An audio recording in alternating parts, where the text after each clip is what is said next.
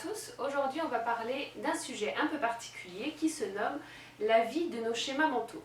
En fait, il est issu d'une conversation que j'ai eue avec Serge il y a peu de temps et où je me suis rendu compte tout au long de cette conversation que j'étais pas vraiment là quand je vivais et que c'était surtout mes schémas qui parlaient au travers de moi et que du coup j'étais soit un pantin, soit un robot comme on peut voir souvent dans les films. Je me suis même vue être un zombie comme on voit en ce moment dans les séries. Mais c'est vrai que je me suis rendu compte que j'étais rarement là. Et en plus, je me suis posé la question à savoir quand est-ce que j'étais là ou quand est-ce que je n'étais pas là. Donc j'en ai profité pour demander à Serge de développer sur ce sujet. Et oui, la vie, on pourrait appeler ça la vie intime de nos schémas mentaux, la vie privée de nos schémas mentaux, parce que la plupart du temps, c'est pas nous qui vivons, c'est eux qui vivent à travers nous et bien sûr à notre place. Donc les schémas mentaux, c'est quoi les schémas mentaux d'abord, pour ceux qui prendraient cette vidéo en cours et qui n'auraient pas lu les autres? Un schéma mental, c'est une idée qu'on a mise dans notre tête et qui devient directrice par la suite. Par exemple, je suis petit et j'ai mon papa qui me dit, tu sais, dans la vie, il faut beaucoup travailler, il faut suer, il faut faire des efforts, il faut même tomber malade si tu veux arriver à quelque chose, sinon ça voudra dire que tu n'as pas fait d'efforts, et quand on ne fait pas d'efforts, on n'arrive à rien. Plus tard, je vais m'épuiser dans le but d'arriver à quelque chose, et bien sûr, comme c'est un schéma et pas une vérité, je vais m'épuiser en vain. Autrement dit, j'aurais beau m'épuiser, j'arriverai à rien. Donc j'aurais l'impression qu'en fait, mon père, ce qu'il voulait me faire passer, c'est que j'allais faire comme lui, passer une vie d'épuisement en vain, et puis j'arriverai à rien. Alors après, il y a d'autres schémas, bien sûr, qui sont un peu moins agréables, on va dire, qui sont tout aussi négatifs ou destructeurs, mais beaucoup moins agréables, du genre, dans la vie, tu n'arriveras à rien, mon fils. Hein, voilà.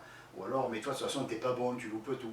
Alors bien sûr, c'est après ça, ces idées qui sont dans notre tête, qui s'engramment, comme on dit dans nos cellules, hein, qui font comme sur un disque dur, qui se grave. Hein. C'est comme si on allumait Windows et au lieu d'avoir un Windows normal, effectif et qui peut être opérationnel, on a un Windows, on a les images qui commencent à trembler, on a l'écran bleu qui arrive. C'est le vrai bordel. Pourquoi? Parce que de toute façon, en plus du programme, il s'est ajouté des sous-programmes qui foutent un peu le why et qui foutent un peu la panique dans le programme, dans l'OS, hein, dans l'operating system, donc voilà, dans le programme de base. Mais là c'est pareil, nous avons un OS quand nous naissons, nous avons un Windows, on va dire, qui est en parfait état de fonctionnement, et on nous met des petits softs, même des virus, hein, on va dire, on va appeler ça des virus, on peut appeler ça des trojans, un trojan ou ces espèces de sous-programmes que les pirates mettent sur le disque dur de quelqu'un d'autre, comme ça ils peuvent commander ou piloter à distance notre ordinateur. Voilà. Mais de la même façon, les parents ont fait un peu ça, la vie, hein, l'éducation, on fait un peu ça. On a rencontré des gens qui étaient énervés, qui étaient en colère, qui ne nous aimaient pas, qui nous détestaient peut-être, on ne sait pas pourquoi, hein, voilà. Donc on leur appelait quelqu'un qu'ils n'aimaient pas, et ils ont mis comme ça des virus, des trojans, hein, je ne sais pas quel autre nom il peut y avoir, des chevals de Troie, exactement, voilà, des chevals de Troie, etc. Et tous ces virus mentaux, on va les appeler virus mentaux, ou schémas ou conditionnements mentaux, permettent à d'autres de nous piloter à distance. Par exemple, chaque fois qu'on va voir notre mère, on a l'impression, alors qu'on a 40 ans, hein, et qu'on en a 70, on a l'impression qu'on redevient un petit garçon, que du coup on n'est plus bon à rien, que de toute façon si maman ne nous dit pas ce qu'il faut faire et même choisir notre femme, on va mal choisir notre femme. Si on fait des enfants, pas comme elle le veut elle, et comme elle a dit, et quand elle l'a dit, les enfants seront loupés, l'éducation sera loupée, bref, maman c'est tout mieux que nous. Voilà, et pourtant on a 40 ans. Et pourquoi? Qu'est-ce qui se passe? C'est qu'on a un cheval de Troie que maman a mis sans s'en rendre compte, la pauvre, parce que les parents ne sont pas des saints cons, hein, nécessairement. Ça peut être des braves gens, ça peut être des gens qui sont très gentils, qui nous aiment même. Mais bon, voilà, ils ont des programmations, et à leur tour, ils nous les transmettent, hein, parce que la plus belle femme du monde ne peut donner que ce qu'elle a.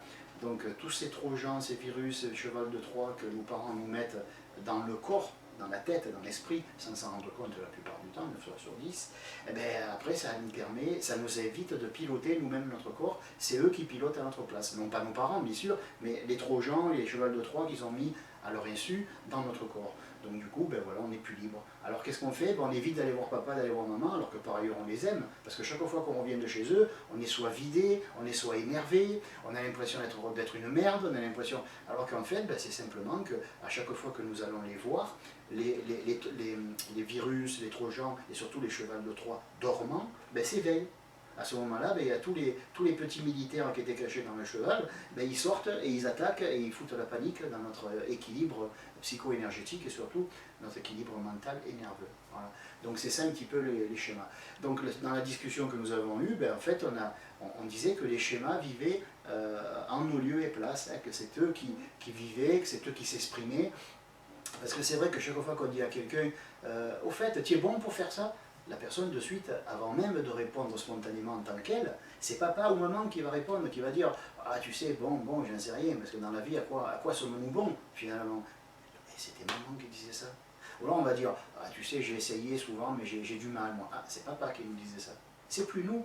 Donc nos schémas, imaginez que ce sont des petits programmes qui répondent à notre place, qui vivent à notre place, qui nous empêchent d'être spontanément nous-mêmes, d'être nous. Hein, voilà, c'est ça. Dans ce que nous enseignons, qui s'appelait préalablement la voie de la Siddha, c'est pas la voie de la perfection, comme traduisent les gens qui feraient mieux de traduire leurs parents en justice. C'est pas la voie de la Siddha, n'est pas la voie de la perfection, c'est la voie d'être parfaitement soi. C'est un chemin qui va de soi à soi, ou du moi au soi. Donc c'est un chemin qui n'est pas très court, pas très long. Hein. On va dire qu'il fait 1 mètre, hein, de notre nombril jusqu'à notre cerveau. Ouais, c'est la Kundalini qui fait le chemin à notre place.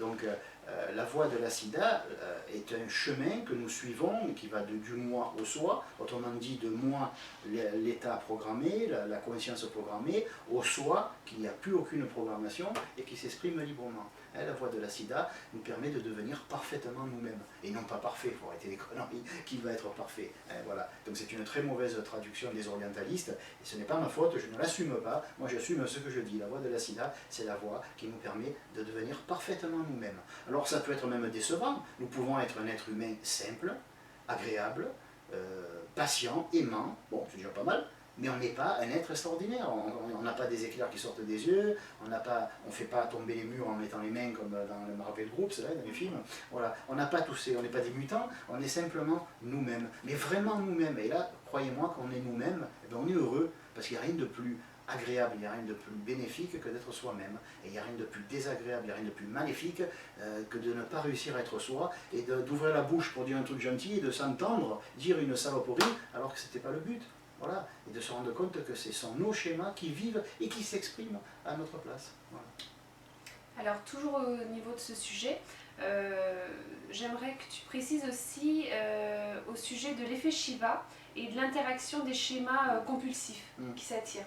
Et oui, parce que, bon, outre l'enseignement que nous proposons avec Laetitia, ma femme, c'est vrai qu'on va dire que depuis 15 ans maintenant qu'on propose cet enseignement, ben, il y a eu un petit peu des fuites, bon, c'est un petit peu normal, donc on trouve sur internet des gens qui ont étudié il y a 2 ans, qui ont terminé leurs études il y a 2 ans, il y a 5 ans, il y a 10 ans, il y a 12 ans, voilà, je crois que le plus c'est les plus anciens c'est 96. Hein, donc, puisqu'on avait commencé en 93. Donc c'est vrai que maintenant que tout le monde va sur le net, alors qu'avant, les gens que j'ai connus dans les années 90, début 90, il n'y avait pas question d'aller sur Facebook, tout ça, mais ces gens-là maintenant, hein, depuis quelques années, sont sur Facebook, donc discutent, parlent, et ils remontent toute cette connaissance. Hein, ils n'étaient pas là pour enseigner, ils n'étaient pas là, mais bon, ça remonte dans les discussions, et donc on trouve des propos qui sont psychologiques, qui sont plus que philosophiques, hein, parce que la voie de la Siddha, c'est une philosophie, ok, c'est pas une religion, hein, c'est pas et la psyéso non plus, mais je veux dire par là que c'est un art de vivre, donc nécessairement, quand quelqu'un nous pose une question, bien sûr on va répondre spontanément, mais on va répondre avec des outils, parce que quand on nous pose une question, qu'on nous dit qui tu es, bon, on peut parler de nous spontanément, mais quand la question n'est pas qui tu es, mais que penses-tu de ceci ou de cela, on est obligé de faire appel à l'intellect. Cet intellect a été déprogrammé, mais on va dire que quelque part des outils ont été donnés aux élèves de la psyéso ou de la voie de la Siddha, et c'est pour ça qu'il y a des mots qui sont sur internet qui tournent. Alors on parle d'effet Shiva, on parle de l'aspect Shiva, dont les gens confondent un peu les deux, on parle des schémas, on parle de l'interaction entre les schémas, etc. Et tout ça c'est un peu confus. Alors ce que j'ai voulu, parce que j'ai lu dernièrement quelqu'un qui est sur Facebook et qui ne suivait pas l'enseignement, hein, quelqu'un qui est sûrement ami avec quelqu'un qui le suit, qui l'a suivi il y a plus ou moins longtemps. Donc ce que j'aimerais rectifier un petit peu, c'est qu'il faut bien comprendre la différence qui existe entre l'effet Shiva et l'interaction entre les schémas. Alors je vais m'expliquer. Déjà, qu'est-ce que c'est l'interaction entre les schémas? Ben, c'est simple. Quelqu'un, par exemple, qui a manqué de valeur, est quelqu'un qui généralement va toujours soumettre l'autre à son manque de valeur. Par exemple, on m'a dit quand j'étais petit que je valais rien. À force de me dire que je valais rien, j'ai pété un câble, mais lentement, sur des années. Donc c'est pas une explosion, je ne suis pas devenu comme ça, au contraire, ça m'a énervé, j'ai pris le dessus, et maintenant j'en ai marre qu'on me dise que je vaux rien. J'aimerais que les autres me disent ce qu'ils valent. Et du coup, je deviens un petit peu agressif.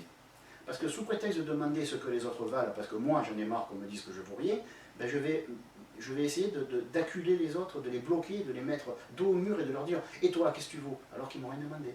Donc il va y avoir par exemple une interaction entre moi qui par exemple a un problème de valeur et la personne qui commence à avoir un problème de valeur, qui est peut-être plus jeune, qui commence à les réveiller. Alors je vais réveiller cette peur qu'on lui dise qu'elle ne vaut rien, du fait que moi j'ai la peur qu'on me dise que je ne vaux rien. Mais seulement j'incarne une des polarités du schéma. La polarité passive c'est mon Dieu que je souffre qu'on me dise que je ne vaux rien. On va dire que c'est passif, c'est quelqu'un qui est là, on va dire qu'il est gentil, qu'il est mignon, en fait il est tellement programmé qu'il n'a plus aucune force pour combattre ça. Et après il y a celui qui en a tellement marre, mais qui a de la force intérieure, qui est né avec une certaine force intérieure, il a tellement marre qu'on lui dise qu'il ne vaut rien, que du coup c'est lui qui attaque maintenant, et qui va dire aux autres, prouve-moi que tu vaux quelque chose. Et du coup il est en train de reprendre à son compte ce qu'on lui a fait. Et il refait aux autres ce qu'on lui a fait. Un peu comme la personne qui, jeune, était battue par son père qui buvait, plus tard elle le boit et elle le bat ses enfants. Voilà, c'est pas très original. Mais c'est simplement parce que comme on a marre de vivre une chose, on a besoin de se venger. Et se venger sur qui? Quand on est quelqu'un de faible, on ne peut pas se venger sur quelqu'un de fort. Or, qu'est-ce qu'on a à la maison de plus faible? On a notre femme et nos enfants. Voilà. Donc c'est une manière d'expliquer très grossièrement, très rapidement, de manière lapidaire, un petit peu ces schémas. Donc nous avons cette interaction de schéma d'une personne qui va dire « et toi qu'est-ce que tu vaux ?» qui va être agressive, et l'autre qui dit « merde, encore une fois, on me remet en doute ma valeur ». Et ces deux-là vont s'attirer tout le temps. Et ça c'est une interaction de schéma. Par exemple, la personne qui est victime va attirer le bourreau. Le bourreau va attirer la victime. Donc ce sont des opposés mais complémentaires. On va dire qu'il y a l'aspect positif, l'aspect négatif, l'aspect je t'en mets plein la gueule et l'aspect j'en ai marre d'en recevoir plein la gueule, mais les deux vont s'attirer mutuellement. Et ça c'est une interaction, ça n'a rien à voir avec l'effet Shiva. Alors l'effet Shiva c'est quoi? Et déjà d'où ça vient? Déjà on ne peut pas produire l'effet Shiva si on n'est pas nous-mêmes un étudiant de l'ésotérisme. Je ne dis pas de la psyéso, mais je dis de l'ésotérisme, qu'il soit traditionnel ou non.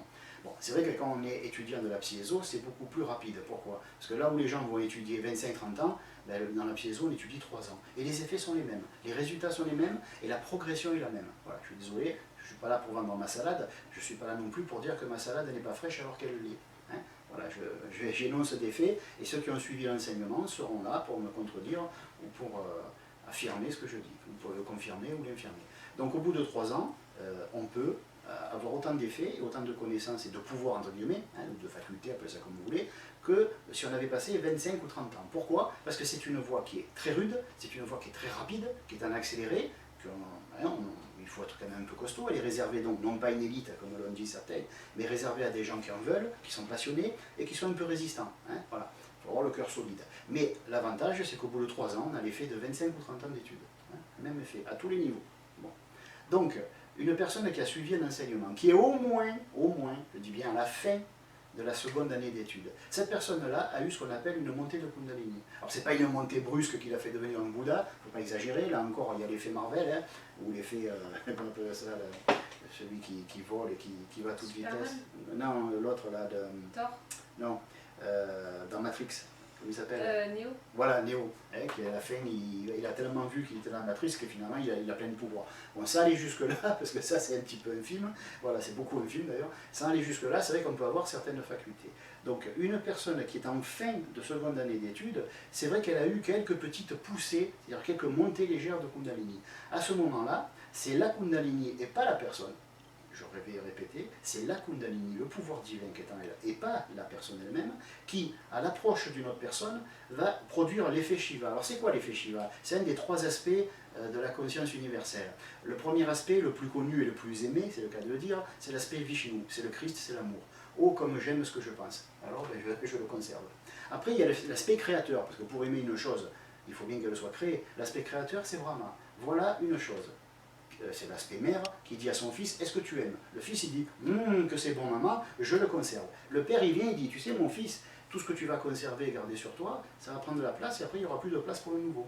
Alors, ne m'en veux pas, mais je vais détruire ce que tu aimais pour laisser de la place à ce que tu aimerais et que tu ne connais pas, qui pourrait arriver par ailleurs et que tu ne connais pas. Donc l'aspect Shiva, très grossièrement, très rapidement, c'est ce principe divin qui permet de tuer certaines formes, non pas pour leur faire du mal, mais pour laisser de la place à d'autres. Parce que si nous aimons une chose, et sous prétexte que nous l'aimons, nous pouvons la conserver des milliers d'années, on est immortel. Mais à ce moment-là, il n'y a plus aucune progression.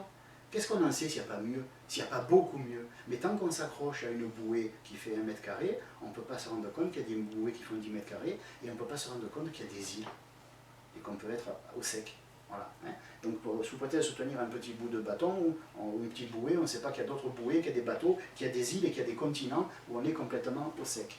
Voilà. Donc l'aspect Shiva, c'est simplement quand l'énergie divine que nous avons attirée par nos travaux en nous produit une réaction chez l'autre. Et quelle est cette réaction? Ben, c'est simple. L'énergie divine, l'aspect mère, est plein de compassion et d'amour. Il n'est pas question qu'une personne soit en train de devenir heureuse et que l'autre à côté soit malheureuse. Et pourquoi elle est malheureuse, l'autre personne à côté? Parce qu'elle a plein de schémas et qu'elle est sous la tutelle totale des schémas. C'est plus elle qui s'exprime. Et elle en souffre. Alors l'aspect maman, l'aspect amour, hein, parce que les gens parlent toujours d'amour, et le seul fois où ils vont en parler, ils n'en parlent pas, c'est dans l'aspect Shiva, c'est là où il y a le plus d'amour, hein, à mon avis. C'est pas dans la création, c'est pas dans la conservation, c'est dans la destruction qu'il y a le plus d'amour. Hein, voilà. Comme une mère va dire à son fils, allez, va-t'en de la maison, je t'aime plus. En fait, c'est pour lui donner la force de s'en aller, de créer à son tour un foyer. Donc c'est parce qu'elle l'aime qu'elle le rejette. Hein. Donc c'est beaucoup d'amour dans l'aspect Shiva. C'est là où il y en a le plus, encore une fois. Donc dans l'aspect Shiva, l'aspect mère qui est dans l'aspect Shiva, qui est dans la Kundalini, va agir, interagir avec le schéma et va l'activer déjà. Et lui dire, voilà, veux-tu être ça? Et la personne, d'un seul coup, va devenir hyper consciente du problème. Donc soit elle va bien réagir, elle va rentrer chez elle en disant « Oh là là, pourquoi j'ai réagi comme ça, j'ai un problème moi ». Et elle va le macérer, elle va trouver l'origine et elle va s'en débarrasser. Ou alors elle va s'en prendre à la personne qui a déclenché l'effet Shiva. Voilà. Mais il faut savoir une chose, dans l'interaction pure et simple de deux schémas, j'aime frapper les femmes, toi tu aimes être une femme battue, donc on est fait pour s'entendre, les deux s'en prennent plein la gueule, c'est-à-dire que les deux souffrent. Tandis que dans l'aspect Shiva, il n'y a que celui qui a le schéma de réveiller qui en souffre, entre guillemets, le temps d'en prendre conscience. Tandis que celui qui a la Kundalini est protégé. Alors bien sûr, il ne faut pas qu'il rentre dans la dialectique, il ne faut pas qu'il rentre dans les discussions interminables. Mais si la personne dit « ouais, tu as dit ça, tu m'as fait souffrir », bah, il suffit de dire « ce n'est pas mon but ». Mais bon, si c'est ce qui t'est arrivé, peut-être qu'il faut essayer de réfléchir pourquoi mes paroles, tu t'en es servi pour te faire souffrir, parce que ce n'était pas mon but. Voilà, c'est tout ce qu'on peut avoir comme interaction. Mais encore une fois, s'il vous plaît, avant d'employer des termes dont vous ne savez rien, ne parlez pas d'aspect Shiva. Attendez d'avoir vous-même senti la Kundalini circuler en vous, cette espèce de fraîcheur qu'on a, ou dans la moelle épinière, ce qui n'est pas nécessairement évident, ou dans les jambes, ou dans les bras, ou dans le cœur, qui est encore bien plus intéressant. Voilà. Tant qu'on n'a pas senti les effets de la Kundalini et qu'on n'est pas un petit peu nettoyé, cette Kundalini, comme elle est occupée à nous nettoyer, elle ne peut pas nettoyer les autres. Hein. Voilà. Elle est d'abord à fond pour nous nettoyer. Et ça dure plusieurs mois, si ce n'est un an. Voilà. Donc, mais au bout de quelques mois, voire une année, cette Kundalini, il y a des moments de la journée qu'elle ne fait rien. Alors le tricote s'ennuie. Et d'un coup, elle voit un schéma, elle dit voilà quelque chose à nettoyer. Et hop, elle saute de nous à l'autre et elle essaye de nettoyer. Mais pour le nettoyer, il faut d'abord qu'elle fasse remonter la surface, parce qu'elle n'a pas le droit, la Kundalini, de nous enlever un schéma sans que nous prenions conscience que nous l'avions au préalable. C'est la loi. Voilà. Parce que nous sommes là pour évoluer. Et nous évoluons non pas par la souffrance, comme disaient certains, mais par l'expérience. Cette expérience qui peut être par ailleurs désagréable, qui peut produire de la souffrance. Mais le but est de rencontrer un tas de circonstances différentes, et certaines agréables, certaines désagréables, mais le but c'est de rencontrer un tas de circonstances différentes et d'avoir un tas d'expériences qui ne sont pas semblables et qui sont très différentes les unes des autres. Voilà, donc l'aspect Shiva, c'est la Kundalini, le pouvoir divin qui agit sur le schéma des autres. L'interaction entre les schémas, ce sont les schémas qui se parlent entre eux et qui se foutent la merde mutuellement. Voilà. Alors, si vous avez des questions sur le sujet, n'hésitez pas à nous les envoyer à l'adresse qui s'affiche en bas de l'écran. Merci, à bientôt.